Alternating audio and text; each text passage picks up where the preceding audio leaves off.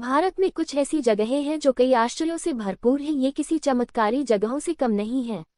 ऐसी ही जगहों में से एक जगह है हिमाचल का मणिकरण साहिब।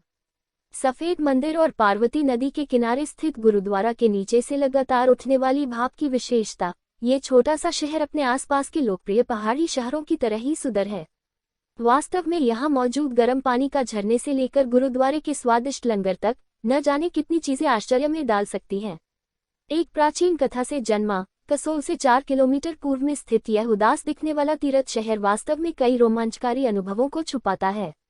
हिंदू मंदिर और गुरुद्वारा, पास में एक हलचल भरा बाजार और विभिन्न सस्ते आवास विकल्पों के साथ इस छोटे से स्वर्ग में आंखों को लुभाने वाली बहुत सी चीजें मौजूद हैं। आइए जानें इस जगह से जुड़े कुछ रोचक तथ्यों के बारे में। ठंड में भी गर्म रहता है पानी।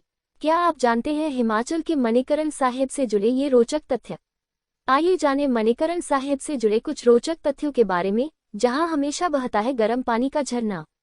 भारत में कुछ ऐसी जगहें हैं जो कई आश्चर्यों से भरपूर हैं। यूं कहा जाए कि ये किसी चमत्कारी जगहों से कम नहीं है। ऐसी ही जगहों में से एक जगह है हिमाचल का मणिकरण साहिब। सफेद मंदिर और पार्वती नदी के किनारे स्थित गुरुद्वारा के नीचे से लगातार उठने वाली भाप की विशेषता। ये छोटा सा शहर अपने आसपास के लोकप्रिय पहाड़ी शहरों की तरह ही रमणीय है। वास्तव में यहाँ मौजूद गर्म पानी का झरने से लेकर गुरुद्वारे के स्वादिष्ट लंगर तक न जाने कितनी चीजें आश्चर्य में डाल सकती हैं।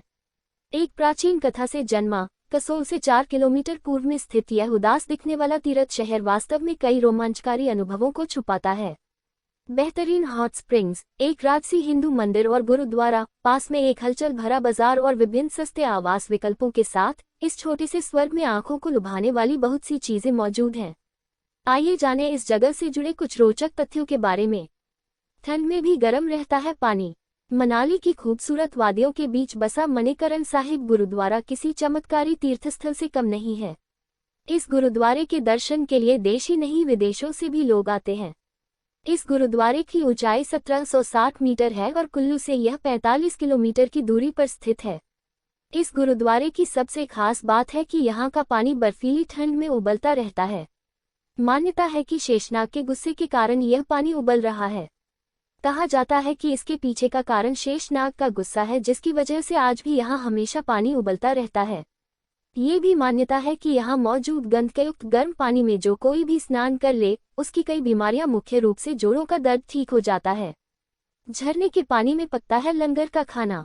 मणिकरण साहिब में मौजूद लंगर दुनिया भर में मशहूर है, लेकिन क्या आप जानते हैं यहाँ रोज तैयार होने वाले लंगर का खाना झरने के पानी से ही तैयार किया जाता है।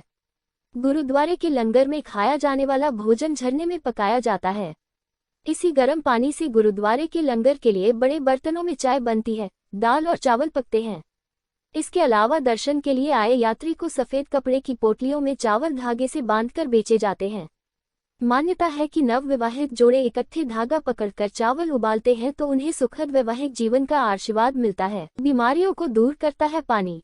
मणिकरण में भाप से स्नान करना सबसे रोचक अनुभवों में से है। कहा जाता है कि इन गर्म झरनों में यूरेनियम, सल्फर और कई अन्य रेडियोधर्मी तत्व होते हैं जो बीमारियों को काफी हद तक ठीक करने में मदद करते हैं। वैज्ञानिक कारकों के अलावा इन झरनों में विभिन्न आध्यात्मिक मान्यताएं और इससे जुड़ा एक धार्मिक इतिहास भी है। यहाँ पुरुषों और महिलाओं के लिए अलग अलग स्नान खंड हैं। चूंकि पानी काफी गर्म होता है, इसलिए किसी को धीरे धीरे प्रवेश करने की सलाह दी जाती है, जिससे उनका शरीर धीरे धीरे तापमान के अनुकूल हो जाए। मणिकरण नाम की पौराणिक कथा। पौराणिक मान्यताओं के अनुसार शेषनाग ने भगवान शिव के क्रोध से बचने के लिए यहाँ एक मणि फेंकी थी, जिस वजह से यह चमत्कार हुआ था। बताया जाता है कि 11,000 वर्षों पहले भगवान शिव और माता पार्वती ने यहाँ पर तपस्या की थी। माँ पार्वती जब नहा रही थी, तब उनके कानों की बाली में से एक नग पानी में जा गिरा।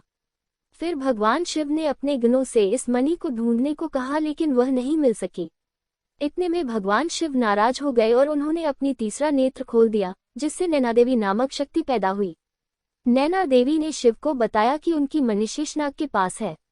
शेषनाग ने मणि को देवताओं की प्रार्थना करने पर वापस कर दिया, लेकिन वे इतने नाराज हुए कि उन्होंने जोर की फुकार भरी, जिससे इस जगह पर गर्म जल की धारा फूटने लगी। तभी से इस जगह का नाम मणिकरण पड़ गया। अगर आपको ये कहानी अच्छी लगी हो तो इसे शेयर जरूर करें व इसी तरह के अन्य कहानी सुनने के लिए जुड़ी रहे आपका अपना चैनल धार्मिक कहानियाँ के साथ।